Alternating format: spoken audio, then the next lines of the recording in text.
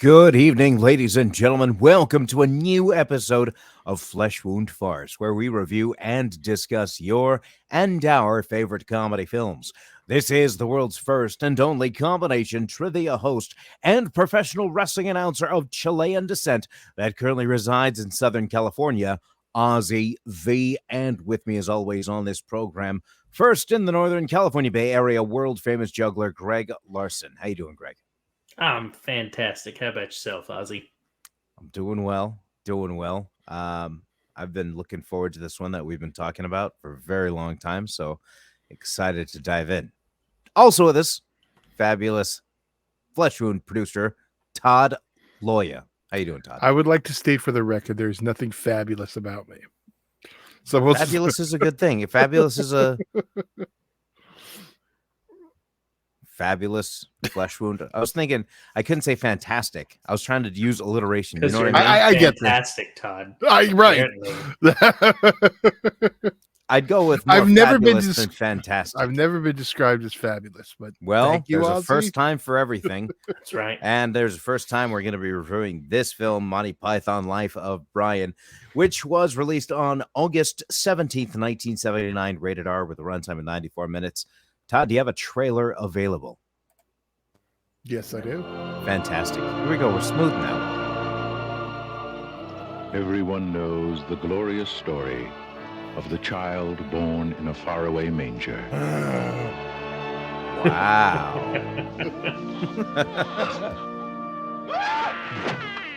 Well, this isn't that story. This is Monty Python's all-new Life of Brian. They call Brian.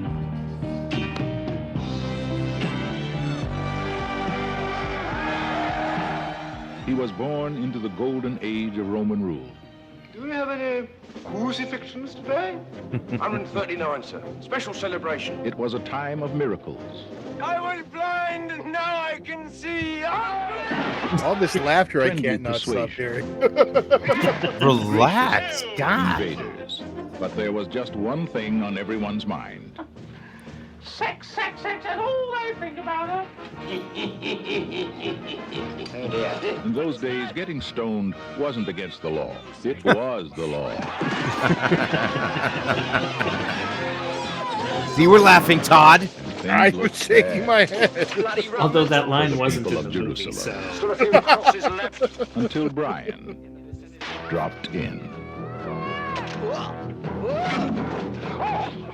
He was a born leader, Brothers, we should be struggling together. We are. a potential martyr. What will they do to me? Oh, you'll probably get away with crucifixion. Crucifixion? Yeah, first offense. And his mother's joy. telling them. They think I'm the Messiah, Mum. There's no Messiah in here. There's a mess, all right, but no Messiah. And now, it's up to Brian to deliver a despairing nation from the throes of oppression. Tough luck, Jerusalem. This is the life of Brian. This is Just where when you Ozzy got thought the you were aliens saved. thing. It's Monty Python's Life of Brian. He wasn't the Messiah. He was a very naughty boy. Terrific race, the Romans. Terrific. All right, that was holy Toledo. I was starting to Relax. laugh. We are laughing. All right.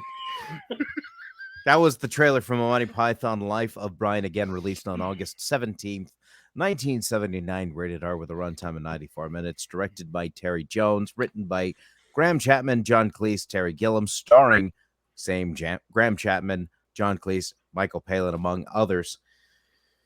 So, initial thoughts on this. I remember seeing this a long time. Obviously, you know the line, but a long time ago. And it still rang true, I guess, in the same way. There was some, well, I'll get into it shortly, but there's some ways I preferred this to Holy Grail, and I'll get into that shortly.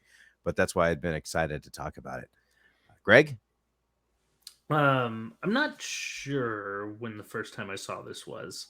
I know I've seen it over the years in bits, but I'm not sure if I've actually seen this in its entirety in one sitting until recently. So it was fun. I remember we just did Holy Grail, and it brought back how funny that film was. I do kind of wonder because people are always like, oh, AI, it's taking away jobs from other actors and blah blah blah. Meanwhile, they're like, we're gonna do all the parts here, so with 5 people. So, but it was fun to definitely hit this one up for sure. Todd? I don't know. I've never really been a fan of this one. I think I like the last one better, but I think I'm starting to realize I like Monty Python, like the series and them individually versus and I want to say I do remember liking The Meaning of Life, but it's been since the 90s since I've seen it. So this one, not my favorite. Don't know the first time I saw it. Hopefully this is the last time I saw it. Wow. All righty. Well, I will say initially that it doesn't have the same kind of gags as if you're used to Holy Grail that has a bunch of one-liners just constantly going, and the movie itself can be slow at a bit can be slow at sometimes. However, there was some themes that are timeless in there, and some of these are my favorite moments. But when you have I can't remember her name right now, the love interest going in to the group who are discussing items and putting motions on the table and talking about nothing can be done if we just sit here and talk about things and motion to agree and all those jokes and puns like that. And finally, somebody comes in saying, you all could do something if you get up right now. Okay, we'll put a motion on it. We'll vote on that shortly.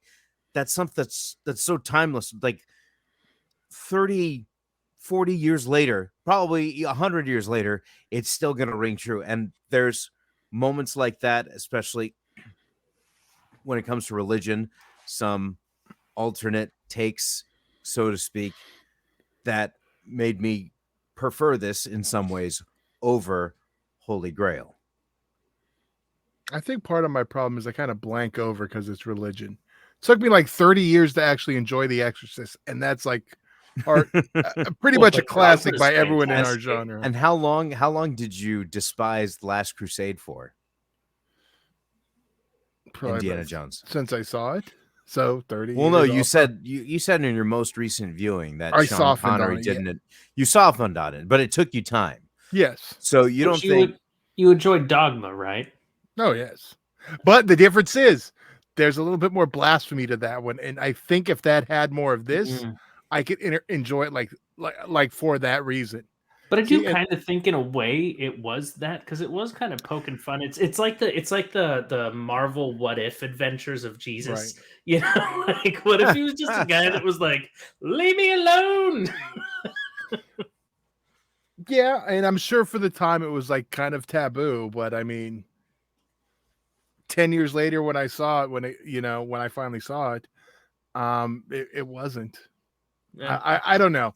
It's just when I didn't see it at the right time, I think. I think if I would have saw it, well, I probably wouldn't have saw it any sooner. I think it was like 13 when I saw it in like late 80s. So yeah, I think this one would hit more if I was religious. I guess I'm struggling to find the right word, but I mean, because you had a scene where you heard them talking about different organizations and groups, which is hilarious because in actuality you hear like you have a bunch of groups that are all basically for the same cause, but wouldn't just unite. That to me, that's hilarious to see them. As a concept, them I poking agree. I don't. It didn't give me what You didn't like the execution, I suppose. Yeah. Okay. Did you have a favorite moment at least? The crucifixion stuff. By the way, last Tuesday, I should say we are recording this on September 24th. The day before it airs. There you go. Okay, I can say this. Last Tuesday at the trivia night at the brewery in Placentia, I had a question that was referring to something having to do with fire. So I played this song, Look on the Bright Side of Life, because the whole point was to reference Monty, right? Monty Python, for another Monty, specifically from The Simpsons, for Montgomery Burns, because what burns? Fire burns. Thank you. Right. Yes, You're sir. back in form. You're back in form. I did have A little too somebody. simple. I did have somebody submit the answer of Brian, which I thought was pretty funny. Excellent. But moving on. So okay, you had that as your. Yeah. Now, does that include the Brian of Nazareth? Free, you are free to leave. I am Brian of Nazareth. No. I'm that. Is that included, or you're just enjoyed No, that was it was funny the too, yeah. end? Okay, all right. No, that was. Yeah, no, that was fantastic. Or It was fabulous. the Spartacus gimmick, but Right. Greg? There were a few great moments in this film. Which one? Yeah, I think I'm just gonna stick with the ending. The whole like them being crucified and singing that song, like the fact that that's how it ended. Like, you're like, okay, what's gonna happen next? And just like, nope, that's it. What do you think happens? Yeah. So, but yeah, that was definitely a fantastic moment. But also, since that's kind of what Todd used was the crucifixions, that the whole part where, like I said earlier, where he was running around saying like, "Leave me alone." Just stop following me. Like I have nothing. Like that was that. And he leaves a shoe behind. Yeah. And then the gourd. We must follow the gourd. No, follow the shoe. And that's poking fun at religion right there. Like back in the day. That's what I love so much about it. There was a couple of one-liners that really got over with me. Once I heard them, I kind of couldn't stop laughing, and I'd like to share them if you guys don't have any other. Obviously, Todd, you don't have it. My list was short. Greg, Yeah, your list is probably as equal as mine is with the next film we're going to review. But Greg, do you have any other lines before you wanted to? Okay, so first one was when they're trying to sneak into a palace, and he says, "If anyone asks, we'll say we're sewage workers on our way to a conference." The idea of a sewage workers conference is just outlandishly ridiculous that I couldn't help from laugh. And the Suicide Squad attack, that was hilarious. That was absolutely fantastic. Two of those moments I couldn't stop laughing and needed to rewind, go back because I was missing stuff. But I did mention earlier that it slows down at times, and I obviously can't give it a perfect score for that. But and it doesn't have the same kind of gags that you're used to, like, or I guess that you become accustomed to with watching one of these movies. But I still had a good time with it, and for me, just because the humor resonated with me, I'd give it a solid 4. Todd, I want to save yours for last. I figured. Greg? So this was a hard one because it has moments, and I do appreciate Monty Python, but as you mentioned, it's slow at a lot of points.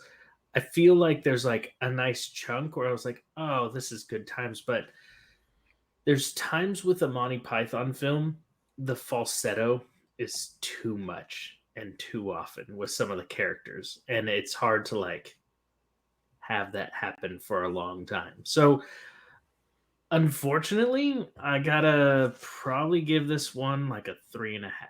I Okay. enjoyed it.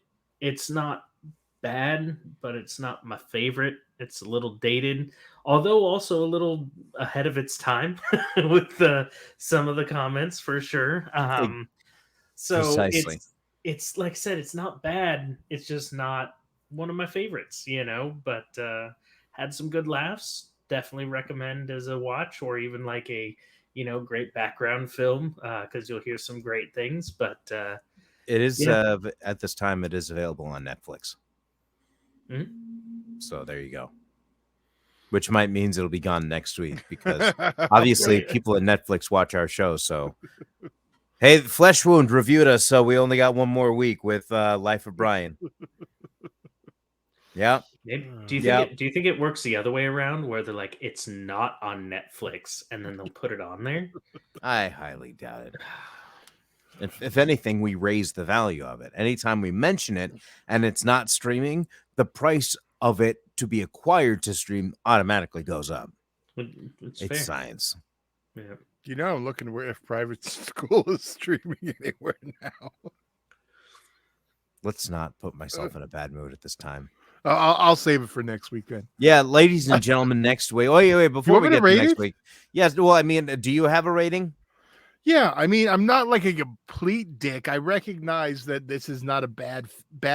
It's not a film that's made bad. It's just not my cup of tea. So I'm purely going off my enjoyment. I'm gonna give it a 2. Okay, but you are disclosing that it is not your cup of tea. But You're not yes. saying it wasn't poorly made. It's got too much religion for me, first off. Right. But just to clarify, okay, but it's not poorly made. That's not literally your cup what of tea. I know. I'm just reiterating these points for future reference. Not your cup of tea, right? Are you just gonna like? No, it's not your cup of tea. It was not poorly made. I get it. I understand. And it was too religious for me. It was He, too no. religious. See, here's what Ozzy's doing. I know what he's doing. Just wait, for just save it. reasons. I don't. And he's saving this right now and I saying don't. this stuff. I don't understand what because you of guys next talking week. about. Oh, I already have Just arguments because out it's of him. gonna tie He already this effed up. movie. Oh, I already messed up. Yes. Okay. And by the Alright. way, I just want to say, rating alone, this does not disqualify you from being a dick, Todd. So, like, Okay. So Well, moving on. but I am looking forward to see what the Monty Python's Meaning of Life holds. It's the non-period piece one, which I think may be why that one's always kind of stuck out as one that like I've always remember liking, but I haven't watched it in like 20 years. Well, we'll revisit that soon in a future episode. But speaking of future episodes, next week I will be paying my side of the bet made earlier this year between the Raiders and the Niners, with the Niners winning before Derek Carr was benched. I made the bet before Derek Carr was benched, and the game happened. That's a lot of after he was benched. explaining to do. Shut up, Todd! I'm not done! long story short, the Raiders lost to the 49ers Too late. again. We should mention though, while Ozzy's kicking it, next week when we will review this awesome film. Awesome! It is awesome! It's our kickoff of our Awesome! Halloween season. 2 thumbs up, or is it? You got to tune in next week. Oh my gosh! Or ladies and gentlemen, they're talking about the return of the lost skeleton of Cadabra. That's not the title, sir. That's not the title. It's the Lost Skeleton Returns Again. Who gives up? The people who make it and enjoy this film for Look, if next someone's week. going to look it up, it's not going to come up that way. They'll be typing Okay. it into Netflix The with their remote lost control. It takes skeleton forever. of Cadabra, or the lost skeleton returns. This thing. Can we You got to get it right next week. tune Don't in worry about it. next week for the continuation of my rage fest? Do you have anything else, Greg or Todd? Okay, I'll take that as a no. For a second, I thought my computer froze. We'll get to know next week why Ozzy being late ended up improving my score for next week's episode. I'm intrigued. I this guess we'll is- find out. Okay. All right. Todd, do you have anything else? Next week's Halloween season. Well, technically, it's already Halloween season. You know, and But don't you can't hate on that on this channel, Ozzy. I'm not hating on that. I'll reveal what I'm trying to hold back. But you got to tune in next week to find out. What, And I Greg? actually do have a problem with the film. Okay, So great. Fine. Let's just stay tuned. let's just record that, get it over with. Ladies and gentlemen, I don't have anything else. You guys don't have anything else. We don't have anything else. I apologize, ladies and gentlemen. The movie that we're going to review next week just kind of puts me in a bad mood. So it'd be maybe entertaining to check in next week's episode of Flesh Wound Farce. That is world famous juggler Greg Larson, Flesh Wound producer Todd. I'm Ozzy V, and we'll see you next week right here on Flesh Wound Farce.